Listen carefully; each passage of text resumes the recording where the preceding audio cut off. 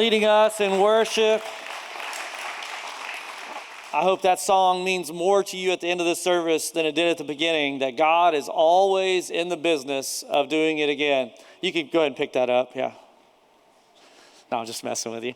I hope everyone's doing all right. We are going to be co-teaching today in just a moment.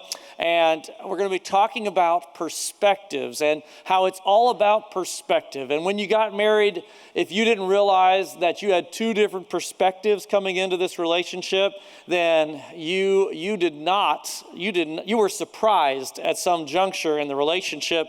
And we're going to share some of our personal perspective differences that we've had along the way. And it's going to be very authentic and very real. And some of the things we still haven't gotten through. And so like every good pastor, the way to work out your marriage issues is you bring them before the congregation and you poll the audience, okay? And you think it's a joke, but there's going to be a poll here in a little while that you guys get to decide my fate. And so anyway, I'm hoping that the majority of you will choose correctly.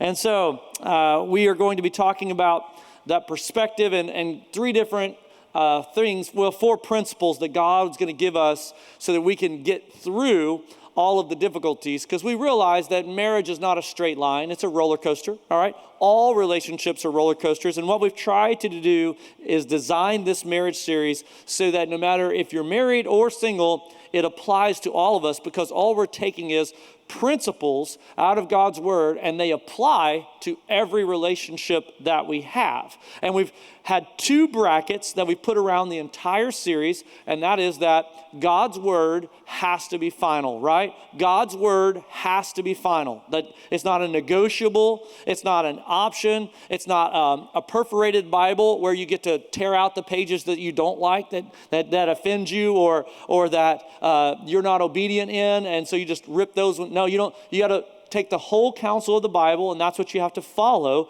in order to have success in godly relationships. And then we said that God's way works, right? God's way works. When you read throughout the Bible, people faced challenging circumstances, far more challenging than probably any of us in here have ever faced. And the ones that succeeded, they determined that God's way was going to work, even when the odds were stacked against them. And I would say especially when the odds were stacked against them. And so if you feel like in your relationship, in your business, in your parenting, that the odds are stacked against you, I would encourage you, highly encourage you to do it God's way. Figure out what God's principles are. And I'm going to tell you, I know that many of you say like, well, I'm not seminary trained. And so, Tim, I don't know what the Bible's. If you will just Google, okay, Bible verses about parenting, the first little page that's going to pop up is going to say 100 verses that deal with marriage, 100 verses that deal with parenting, 100 verses that deal with finances. And I'm going to tell you, if you read through all of those, you're going to see a consistency amongst God's counsel on these topics. And so start there with education. You can always ask us questions anytime you have a question. Our staff would be happy to answer. info@genesismetro.org. Now, without further ado, we're going to get into the message. We titled it, It's All About Perspective. And we know that there are many perspective shifts that are going to occur while we are in our marriages. There's a lot of shift that has to go on in order for you to have a successful marriage. Cheap joke. Okay, so we're going to show you a clip to get started. And has anybody ever seen the movie The Breakup? Anybody ever seen the movie The Breakup? We're going to call these lessons that we're going to learn today 12 lemon lessons. And so we're going to watch this clip, and I want you to see if you can maybe apply it in any way, shape, or form to your own relationship. And maybe sometimes there's like a message that's sent, and then it's internalized and interpreted, and then it doesn't exactly line up with what the request was, and now someone's going to get all upset about it. You know what I'm saying? Anybody know what this pattern looks like? I don't know if anybody else in here is married like this. Anyway, so if you would, watch this with me, and then we're going to dive into this morning's message.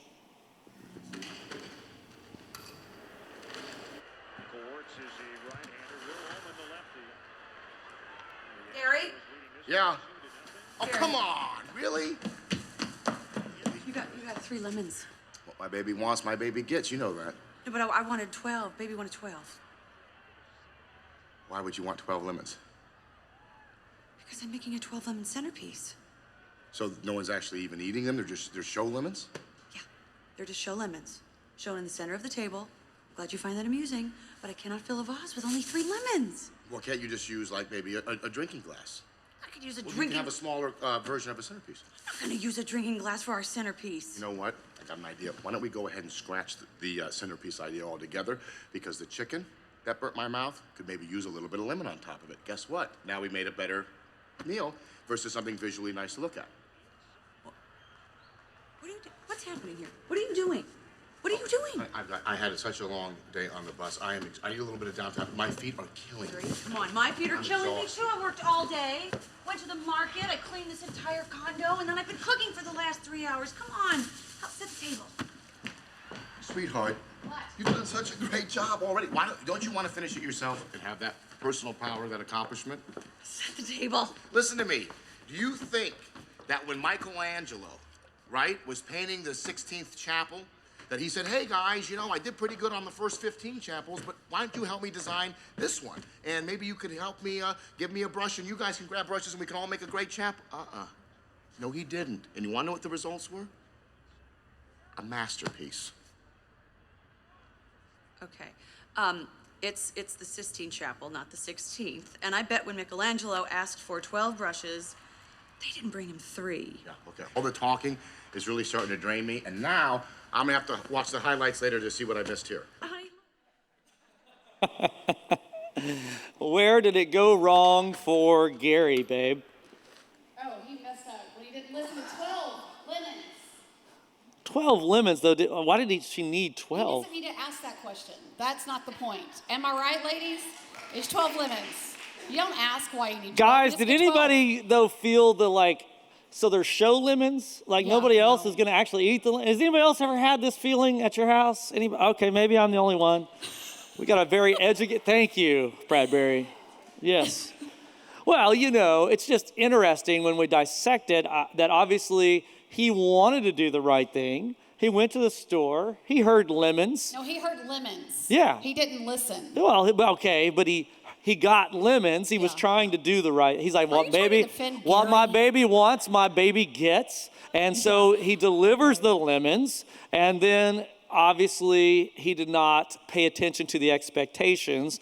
And what was she trying to do? What was the mentality of the woman in that particular Well, she instance? was all about what it looked like, right? Like she was all about the perfect dinner, the perfect setting. If you don't know the movie, setting the her table. parents are on their way over, so his in-laws are on the way over. So you could see that like the desire to meet expectations probably were different in that particular instance. And Yeah. the 12 lemon centerpiece was the pinnacle of her creation that night. was like the cherry on top of the sundae. Right, pretty much. And so Loved it. in his mind, he's like, what's the big deal? Whether you got a 12 lemon centerpiece or maybe like a 3 lemon with a water glass, and it's the same, right? Like, And thank so you for your suggestions. Move aside. And so you could see that, you know, he's not understanding the importance of this centerpiece to his bride. And there you have 2 perspectives. And in this movie, this 12 lemon perspective disagreement is going to lead to the title of the movie, The Breakup. And as silly as it may sound, I would venture a guess that most of us in here, when we get to our most torrid, angry, out of control relationships, most of the time, there's a lot of little bitty things that we get upset about over time, and now it starts to be little things that just set us off and we fly off the handle. Anybody in the audience can testify. Anybody know what I'm talking about? Yes. Some of you are honest. Some of you are like, oh, I'm not going to tell people my business. And so whenever we were thinking of these 12 lemon lessons, we were thinking that in marriage, there are all these collisions and crashes that are going to occur as a result of the 2 becoming 1. And Carrie and I came from extremely different backgrounds. I came from an all-boy house, and she came from an all-girl house. And would you say that there's some fundamental differences now that you're raising an all-boy house. Like different planets. Different planets. Completely. Yeah. Like I wasn't raised, we didn't ever watch sports, like ever. My dad didn't watch sports, and I have 2 sisters and my mom, so we didn't watch sports. We watched like Mary Poppins and Sound of Music and such. Emmett Otter's Jug Band Christmas, things like that. That's what we watched. Oh, we watched Freddy Krueger. Right.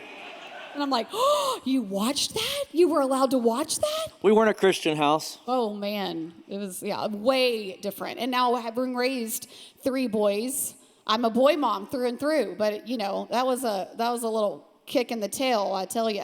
Yeah. For sure. It was different. It's different. Wasn't candy canes and rainbows. No, it wasn't. No. There's no crying in boy mom raising. No, there's not a lot of crying.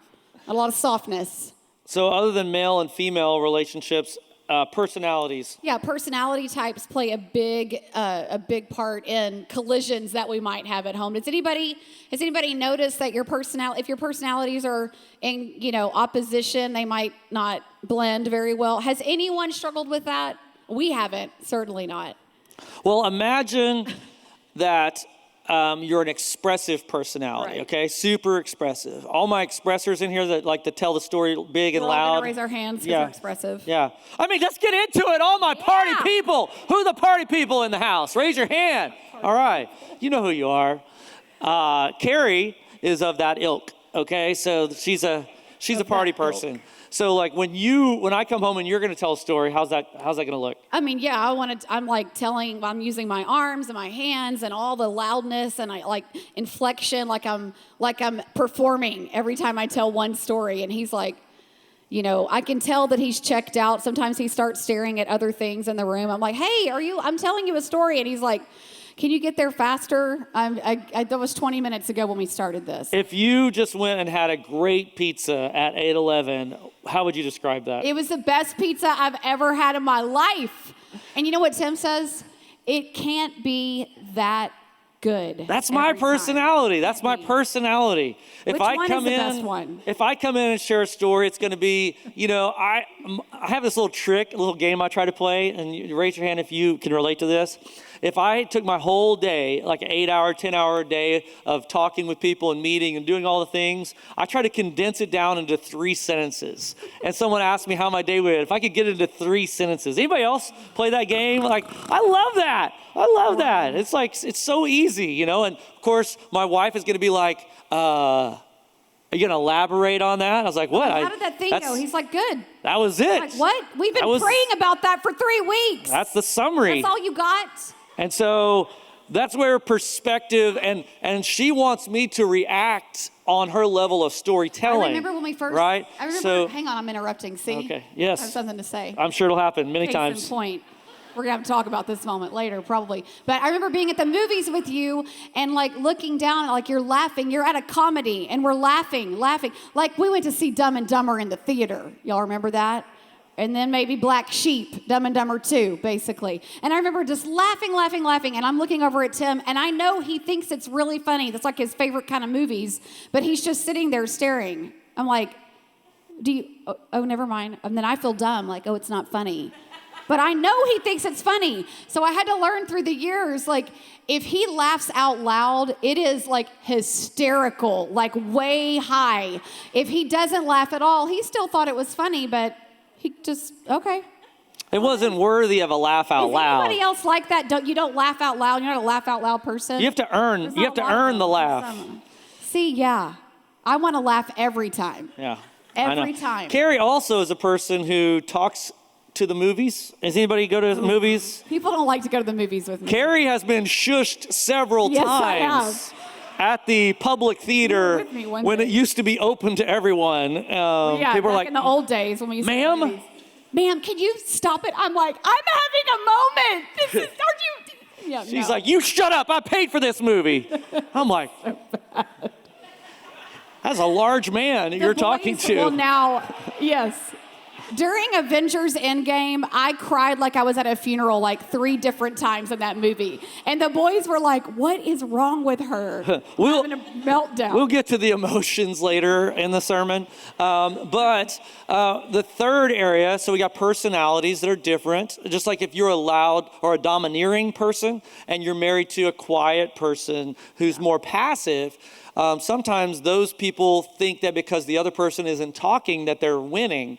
And I can tell you that that is not the case. There's a rug, and the person that's passive, all they're doing is sweeping that under the rug. And one day, one fateful day, that is going to come out like a nuclear bomb on your face. And so you have these people, and they're sweet people, sweet misguided people, and they'll be like, we've never had a serious fight in our lives. We've been married 10 years, never had a fight. And I'm like, someone's is unaware. Big old mountain under Someone is unaware of what is going on in this relationship. But anyway, so there's personality types, and those are bedrock. Those are in there. So if you study my undergrad is in psychology. That's my background. Then we've been studying personality for all of our ministry lives, and that is hardwired in there. And so it's not that your personality is bad, because God made you that way, but it is that you have to have self-awareness, and then you have to have it under the Spirit's control. Because let's say a type A personality that wants to achieve and slay the dragon, under God's influence, that's a David. That's a great thing. But when you get in the flesh, that's a Bathsheba. That's waiting to happen. And so it's not that a personality is either A, good or bad. It's whether or not your personality is under the control of the Holy Spirit, and he's bringing out the God part that he put in you. And so that's what you got to look out for. Third one that we've noticed a collision. Baggage. Baggage. We all bring a little suitcase, or, 3 or 4 suitcases into the marriage, right? Because when 2 people get married, you have 2 different backgrounds, 2 different ways of being raised, 2 parents that they had their own stuff. And now these 2 people are coming together from dysfunctional places. All of us have a little dysfunction in there, even if you had the perfect parents, right? There's something. And you're coming together, 2 imperfect households coming together to two more imperfect people creating a new thing. So you're not going to be able to just be you're not the perfect, only unique person, unique couple that just doesn't have to deal with that stuff. Because if it doesn't come out, if you have passive personalities, and then it's like a latent effect, 10, 12 years, that's why that 10-year mark is kind of hard.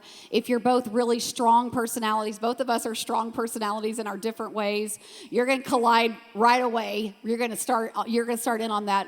But it's all going to get unpacked at some point.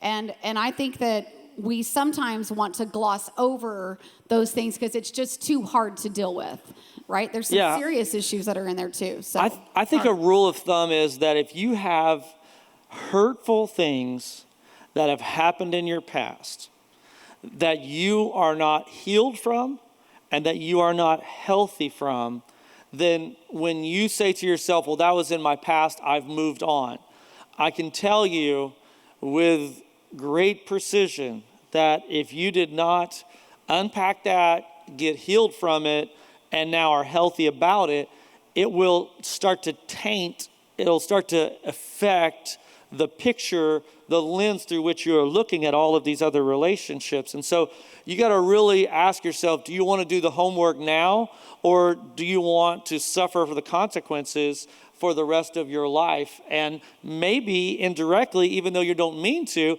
the people around you are suffering the consequences because of your hurtness that has never been healed. And so I'm going to tell you, we've seen it come out. People have been married 5 years, and all of a sudden, boom, bombs come out at 10 years, 15, 20 years. And, whenever there's things that have happened of a sexual nature that have happened in someone's past, or whether it was an addiction, whether it was abuse in the childhood growing up, whatever it is, if you haven't ever kind of gone through that, unpacked it, and got healed from that, I would really strongly encourage you that don't be so proud that you don't seek out professional Christian counseling, okay? So with that in mind, we're going to move to our perspective issues, and we're going to share a little story. It's a recent story, okay? Recent story. And I had to talk my wife into sharing this story with you guys. So it was about a couple months ago. We're not in agreement on this yet. Yes, we are. Well, we are in agreement about sharing it. Okay. So We don't agree. this is like a 3-month-old story, okay? So I'll let you take it, We went ladies on first. vacation a couple of months ago to tropical location, whatever. And we took a little day trip. We're not like excursion people, really. We just get up late, eat lunch, brunch, sit on the beach, get ready for dinner, do the whole thing again the next day. That's pretty much what we do. We decided, like, yeah, let's go on this little excursion, which I feel like they're never worth the money. Nonetheless, we go over to this other island. We're already on an island. Now we're taking a trip over to this other island it's a private place, little strip of land, has a lagoon on one side, ocean on the other. It's called Iguana Island. Iguana Island. So why was it called that? Because there's 5,000 iguanas that Did I live. know it was called Iguana Island? No. Why don't you show a picture of what was everywhere as we walked along? I think we have You just leave that one a up. picture of Iguana Island. They were just right. I mean, you're just walking along. You're like, oh God. They were like, there's thousands of species of iguanas. I'm like, oh, what? This is our one trip we decided to take.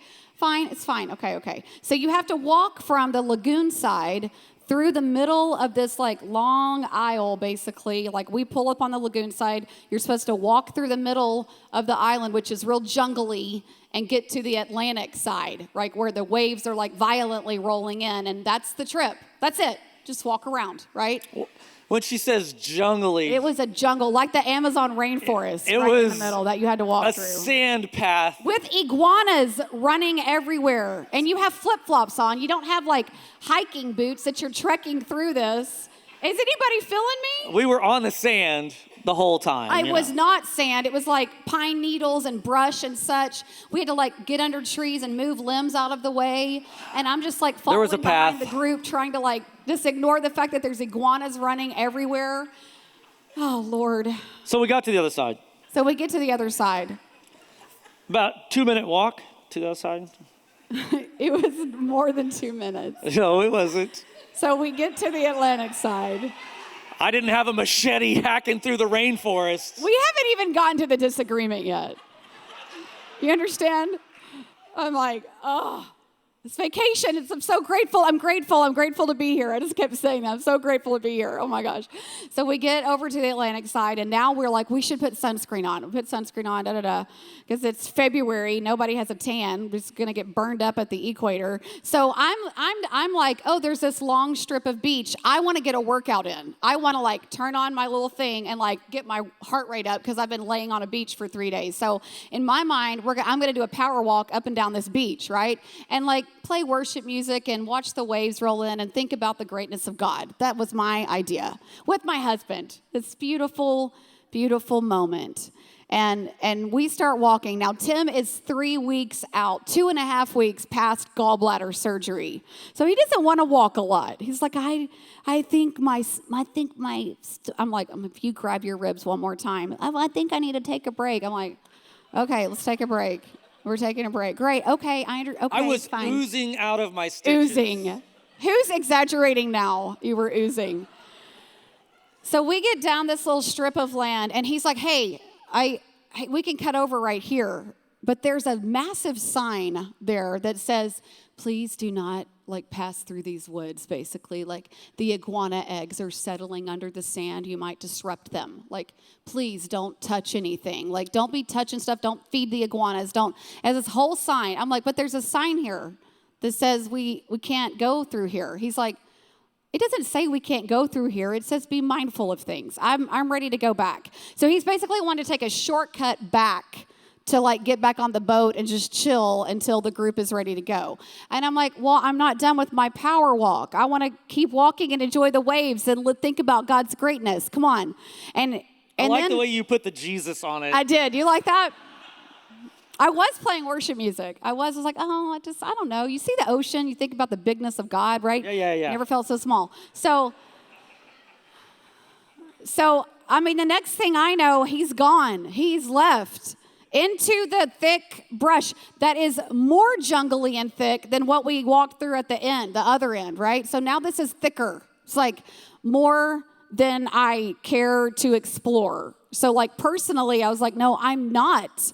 Let me be clear. I'm not walking in there. And he's gone. He's gone. I'm like, okay, fine. I don't need you. I'm just going to walk myself. I'll just turn my watch on, get my 1.5 miles in there and back, which now I'm not even focused on the waves or God. I'm just mad at you for leaving me. I was trying to have a moment and you took it away. So I get all the way down. I get all the way down here, and then I kind of walk all the way back. And I'm like, now I'm at the starting point. I'm like, I'm just going to go back to the boat.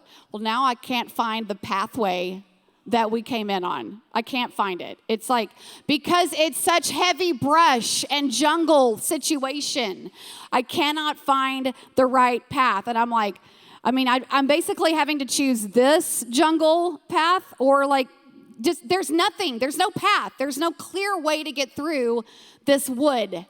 So I'm like having like a moment where I'm like, what if an iguana jumps on my leg? I'm by myself. I'm going to freak out. I'm having a little iguana panic attack all by myself.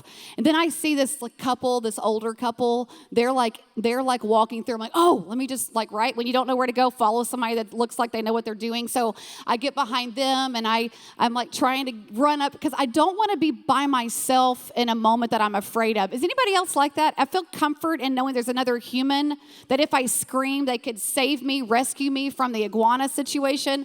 So I finally get over and before I found this couple to help me through this wood, I had wandered around for about 10, 15 minutes trying to like retrace my steps. Like, okay, in my mind, I would back up and go, I watched Survivor. I should be able to walk through here. Like, let me just get a big picture and there will be a path that comes that just exposes itself to me. No, that never happened. I think I'm an expert. I'm not. So I get all the way through. I get to the other side. I see the boat. I still have to walk around. It was this whole ordeal, about 30 to 40 minutes of me trying to get back to that boat. I think you came out ahead of the boat and you had to go back in. Yeah, I went way too far down. Anyway, so I get back. Wait a minute. I get back and I'm fuming. Let's be real, because we said we were going to be real about this. I was so mad. I was furious that he left me on that beach. And I get back to that boat, and Tim is sitting just like this. He's got a little tropical drink in his hand, talking to the boat captain. Just good to go, nice and rested. How was your trip? Oh, mad. He already ate his lunch without me. I was like, oh, you know what? So I know what there you're are saying. some women's faces I wish we could capture because they're like right. aghast We at your obviously behavior. were going to let her go first because there's two different perspectives here. So now I shall tell you the rest of the story. Are you ready? Guys, are you ready? Sir, are you ready for this? Are you on my side? I hope so. All right. So this is what happened. When we were on this side, when we got off the boat, the same sign about not going across the fragile iguana egg mating season was on this side of the island. And as you see this picture, does that look very treacherous, that wood right there that's in that picture? That was before the woods. Hey, it was on the sand. Remember, this is my turn. Fine. My turn. See how patient I was during her turn? Mm-hmm. And so we were walking down the beach, and when we got down there, I'm an outdoors person. I've done a lot of fishing, hunting, all the things, and I knew how far we had gone, and that the lagoon that our boat was parked in was parallel lines to where we were at, and that if we cut over, we were going to be able to walk the nice tropical, it was like 1 foot deep, 2 foot deep lagoon and make it back to the boat. And so I said, we need to cut over here.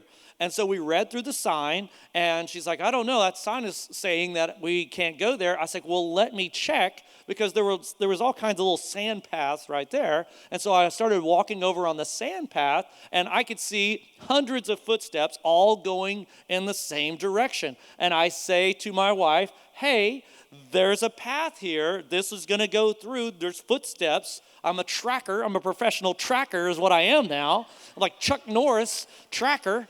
And so I said, hey, come on, let's go. And she was like, no, I'm not going. And so I was like, well, it's your choice. And so I went through the little path, 2 minutes through the thick, dense, dinosaur-infested jungle. Exactly, and they had I dinosaur come teeth. out exactly where I thought I would, and I just hiked back through the nice brisk water, and my captain had a nice beverage waiting for me.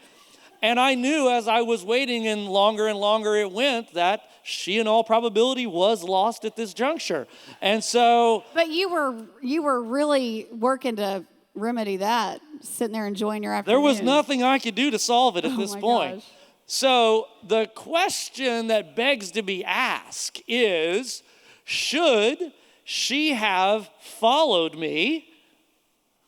Sarah, she's like, what? Or should he have stayed? And so we got a poll right here.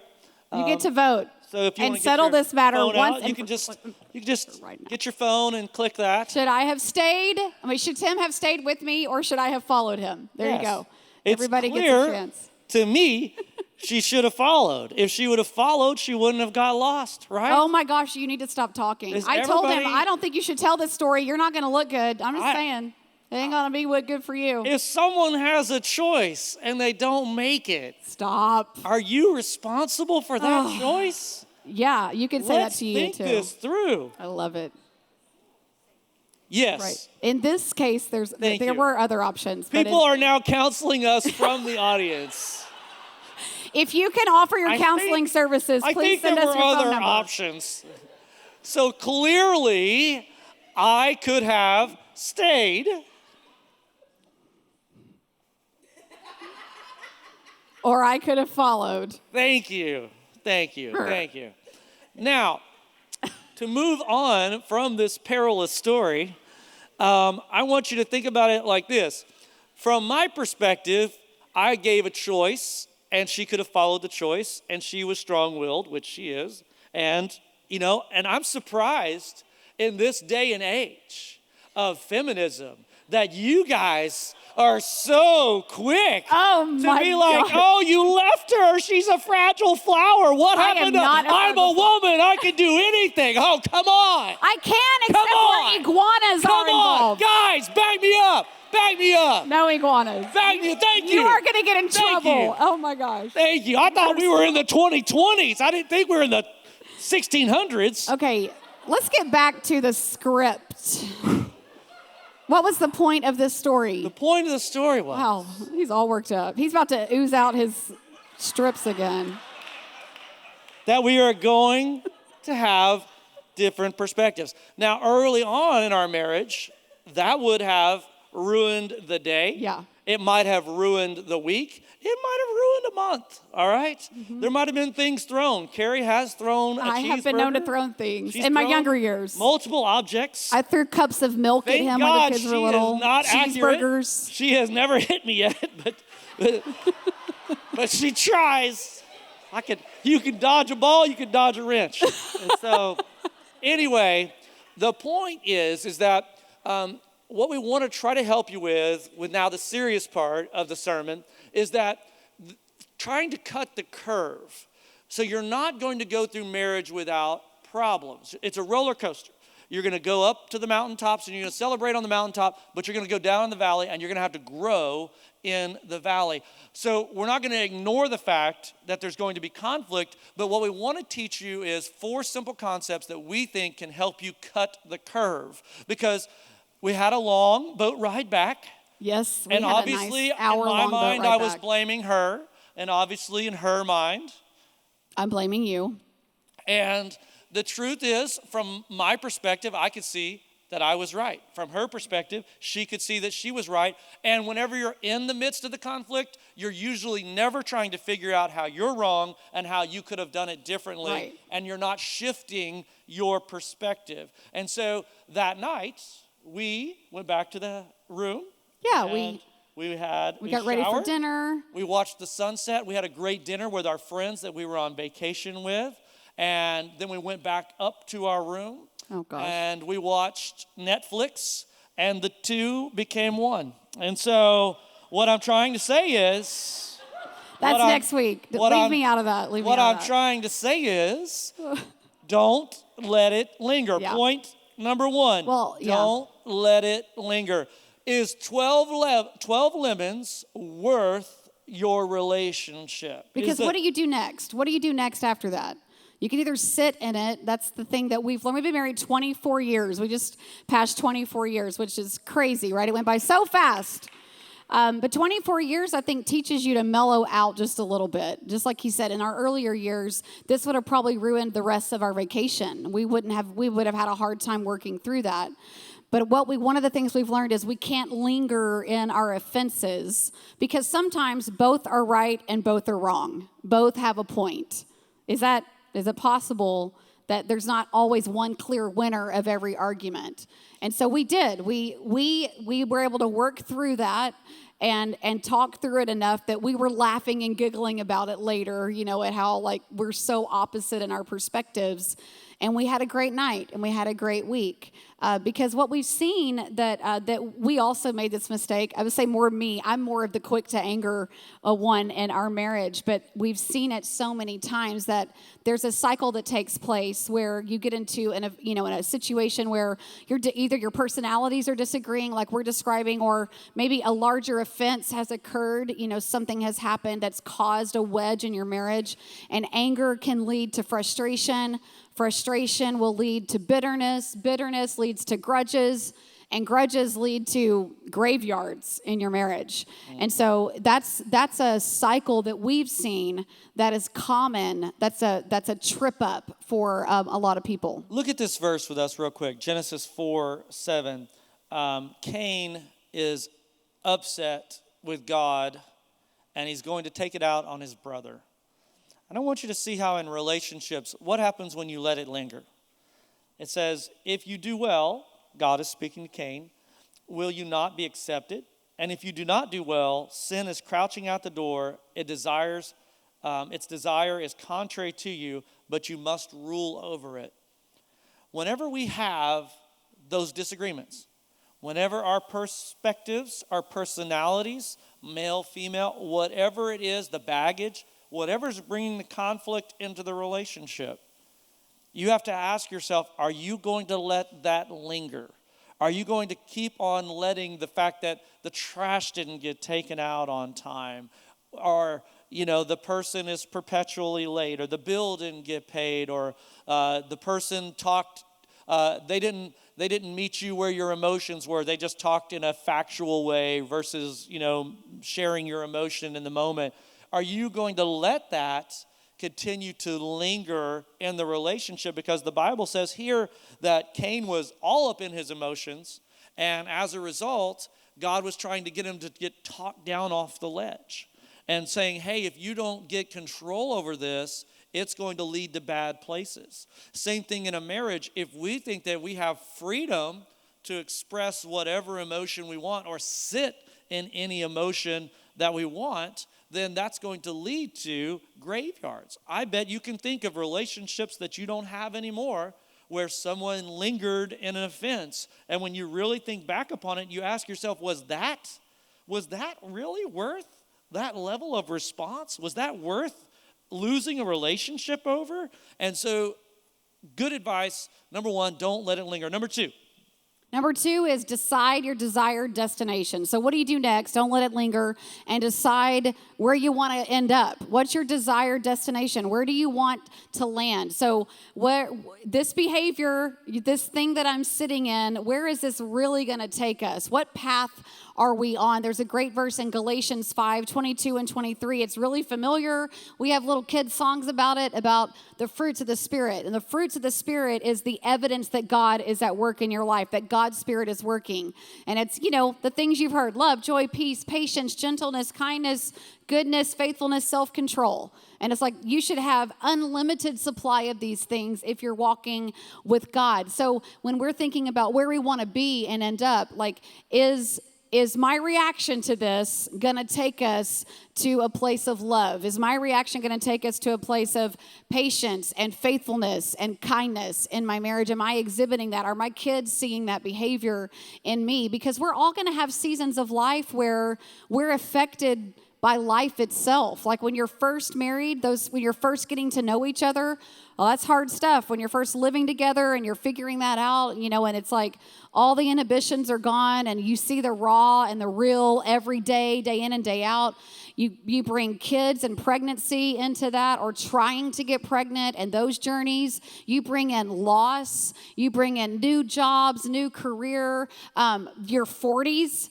And bring in your 40s. I'm like, I'm there. I'm like, listen, I went to see my doctor this week. I'm like, I need some help in my 40s. I don't know what is going on, but my body it's like, woo, crazy, right? You're going to go through seasons where the natural things of life create outside pressure on your marriage, where you're like, if everything would just leave us alone, we'd be really happy.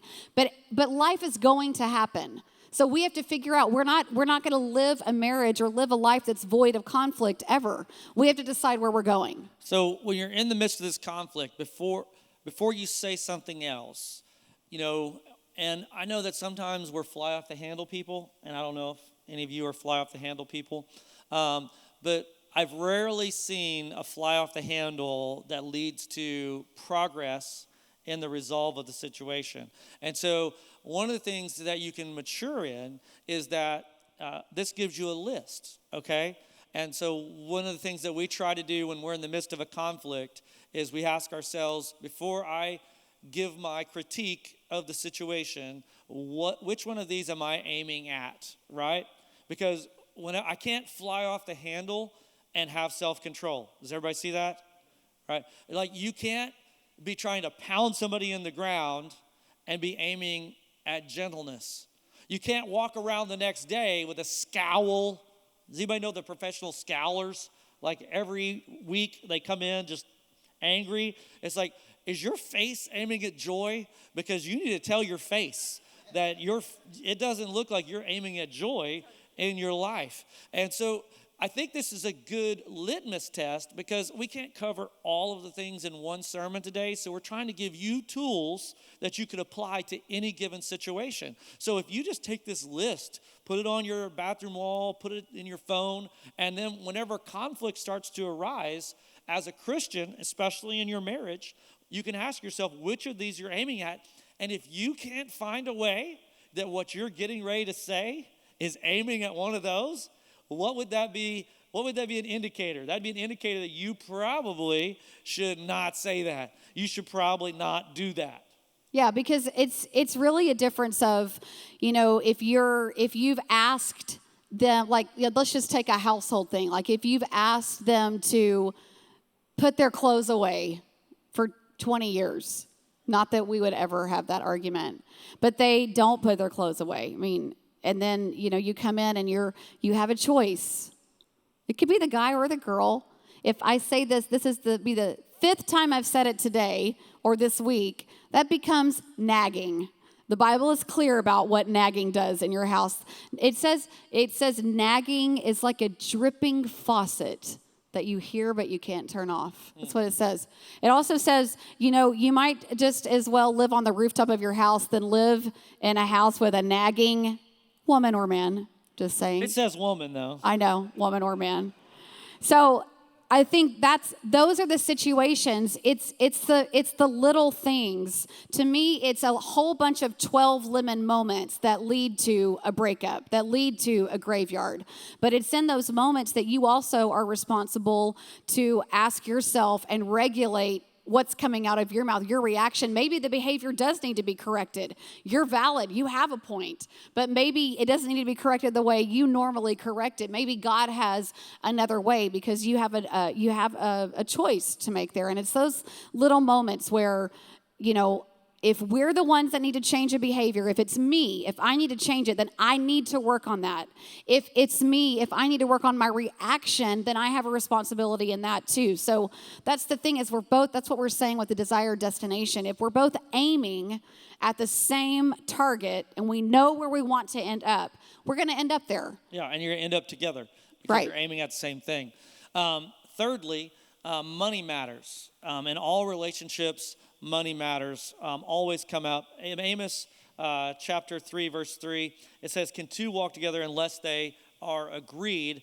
And Carrie and I came into marriage with two very different perspectives on money. I came into the relationship, my dad was an accountant, and we lived very frugally. I would say near miserly, and that miserness was passed on to moi, and so I just always liked saving money, and just like the more I could save, the better off I was. Who is like that in here? Who loves to save money and it's fun for you? Doesn't it feel good go. just to see more in there? I don't know. And so that's the way that I came into the relationship. Like, there's people in here that you pay the bill, like if there's 14 days to pay the bill, like you pay the bill on day 13, day 14, right? Maybe sometimes 3 days late, whatever. Like, I pay bills day one. Get the bill, pay the bill. Everybody say amen, amen, yes. And so anyway, you came in with a different perspective. Yeah, I wasn't taught anything about money. My parents did not teach us concepts. They barely made enough to get by, so it was like whatever they made, they just, they spent generally on the bill, or like, as they got a little older, whatever they wanted. So I wasn't taught budget. There was no money talks. So, in my mind, I made some money. Like, my first job's at like the Hallmark gift shop. I'm like, I made money. I'm going to go spend it. And then you're like, oh, he would blow up.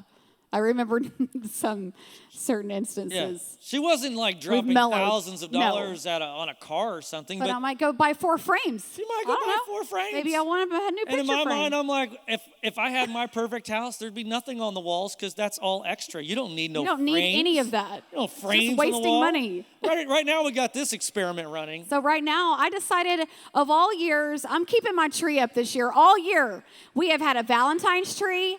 We have an Easter tree. And I know and I just walk in and I just smile. It makes me so happy. Young Mary Tim would look at that tree and I would literally like, how much those eggs cost? How much did that peep peep sign cost? That's what he asked. There's a scary bunny rabbit right there in the middle, just stares at me while I eat dinner every night.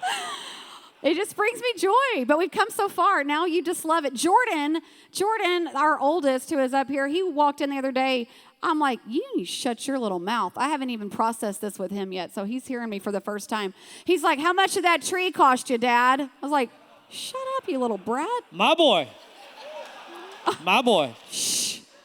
So the point there is that we came in with different perspectives, and how we learned to give a little bit is that I realized that my family, I think we went on one family trip my whole childhood, and we went to like Dog Patch USA, if anybody knows where that is. It was a theme park. Is it still open? Arkansas. No, it's like one of those ones where it's grown up, looks like the apocalypse. Right.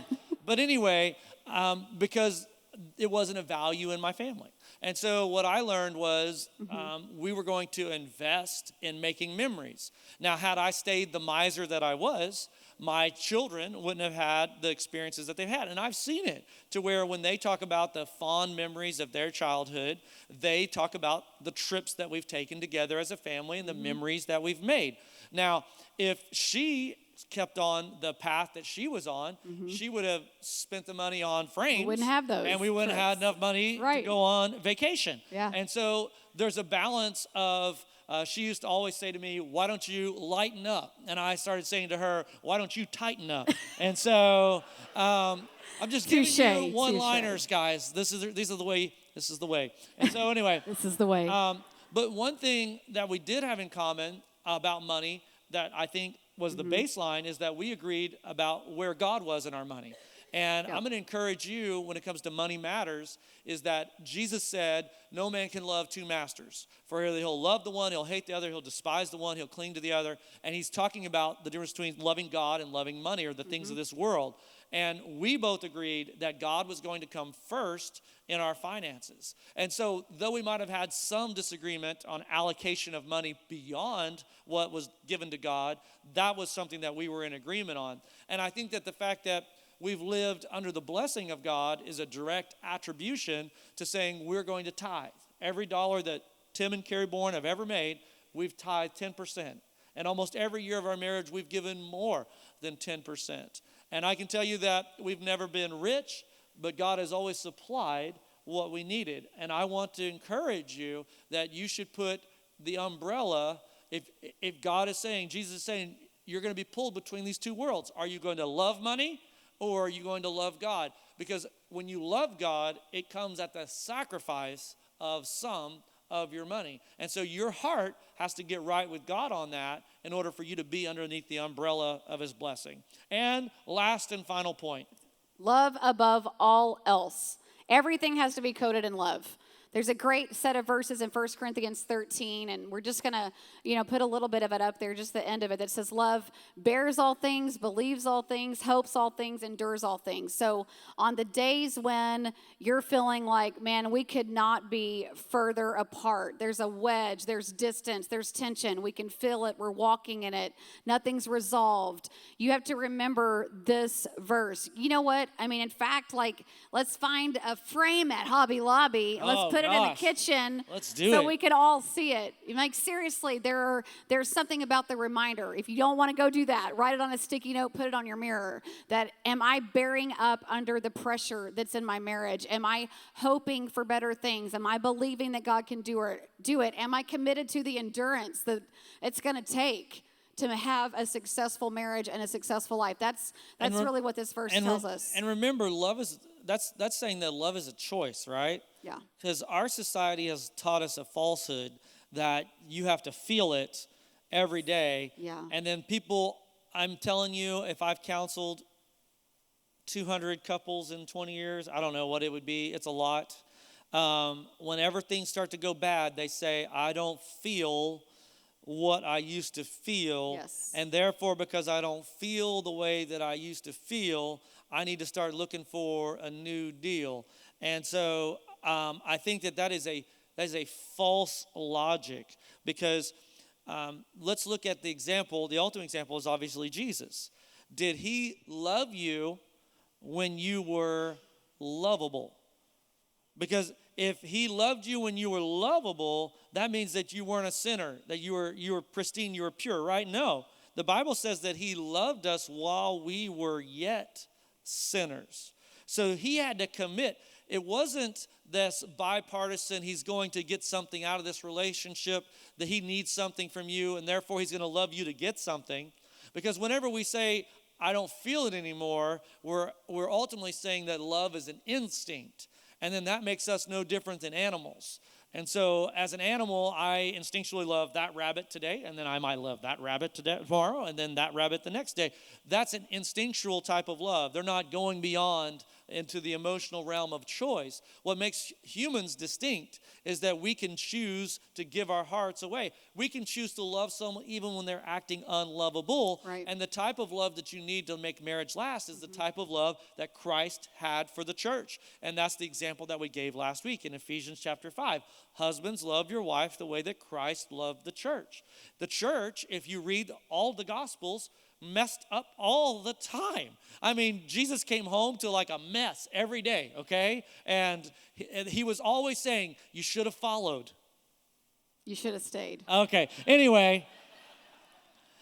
So the point is that if you're going to have a long-lasting, successful marriage, you have to make the choice of love.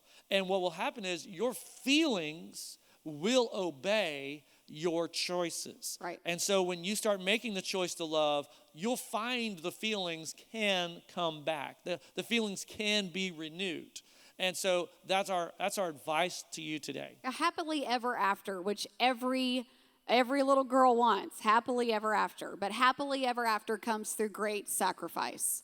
It comes through a great sacrifice of self. So when I'm committing to this lifelong journey of love, wherever you're at, if you're on your first marriage, your second, your third, it's never too late to start and reset that this is the focus, that we're going to make it, and we're going to do it because we're willing to sacrifice for each other in love. All right, we're going to take a moment. We'd like to pray over your guys' marriages today. We're not going to have time for reflection because we knew this was going to run a little long. So if you would, grab your spouse's hand, act like you love them, and let's pray.